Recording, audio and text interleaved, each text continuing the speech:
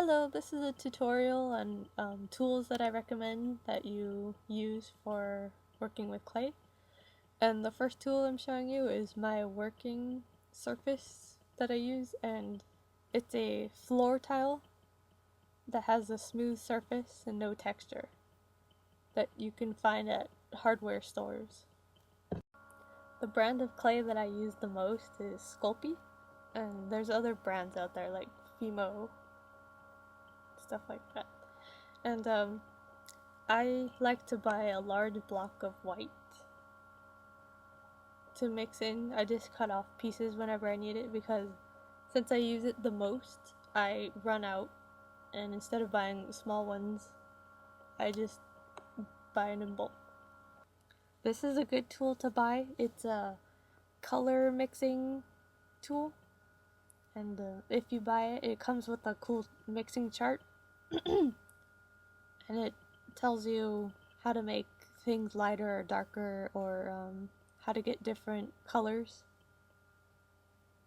It's pretty easy to use. And you can use it for getting a uniform amount of clay. Say you want to make a whole bunch of cupcakes with the same amount of clay for each cupcake. You can just put a little clay in whatever size you want, and it'll be measured out perfectly for each cupcake. If you want shapes, you can buy cookie cutters, and some cutters you can find have beveled edges, so it has a nice clean shape to it when you cut the clay. I usually find them in baking sections of craft stores, and you can buy them in all different sizes. And you can even make your own with a pencil top. I make a tutorial that you can see by clicking here. And these are called the Kemper cutters. They're really nice because you can use it to cut the clay, and then it has a spring on the back that you press and your shape will just pop right out. It's really easy to use. This is a tool called an extruder, which you use to make coils that are in a different shape rather than a round tube. And it comes with these plates with different shapes, and what you do with them is you unscrew the top, put your shaped plate in, screw it back on, then you place your clay inside and then use the plunger to extrude a shape. If you'd like to make a texture on your clay, you can use these texture plates, and they come in a lot of different shapes and textures. Here's a packaged one. I think it's by Sculpting. Yeah. And you can make your own by using mold material. I have a tutorial on how to make your own molds. You can find it by clicking right here.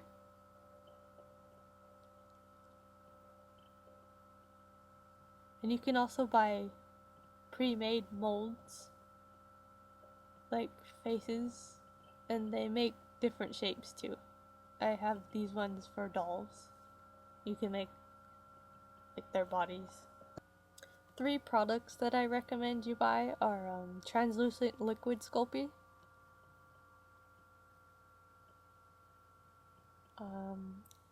clay softener for when your clay gets dried out,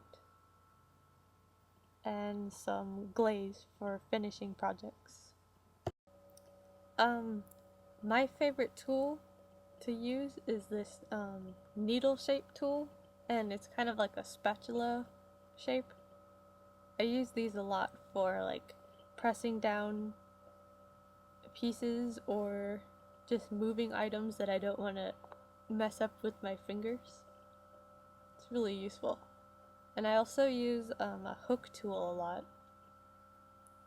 for like creating texture or anything like that. And a good knife tool is good to have for maybe cutting off little pieces that you don't want.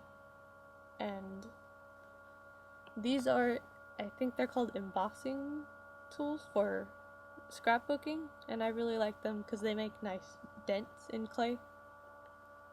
And here's a razor blade. You're gonna want to buy a good knife, and this is a flexible clay blade, which is really useful. So you'll need a good knife. And a really good texture maker is peppercorn. You can usually find it in your spice cabinet, and a ball of rolled up foil is really good to use. These are soft blending chalks that I found in the scrapbooking section of a craft store, and I like to use it for say you have something that looks baked, you can brush on a little brown on the outside and it makes it look like it was actually in an oven. It's really nice. A good tool to have is a roller if you don't want to roll everything by hand.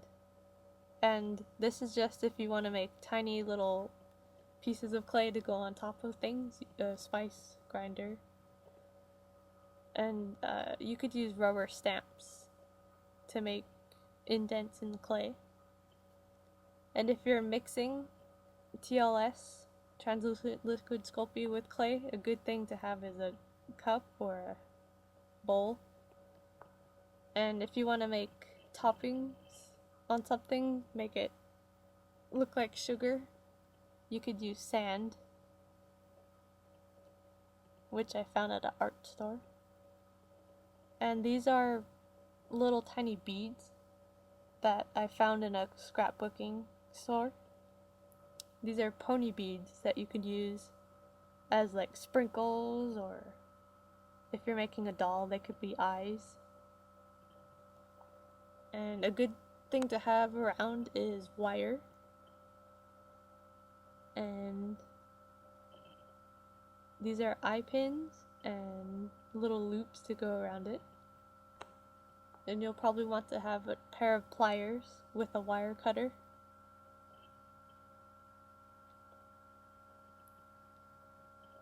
So you can make the eye pin shorter if you need it to be. And I bought 2 pairs of pliers so that it's easier to open the rings or bend wire.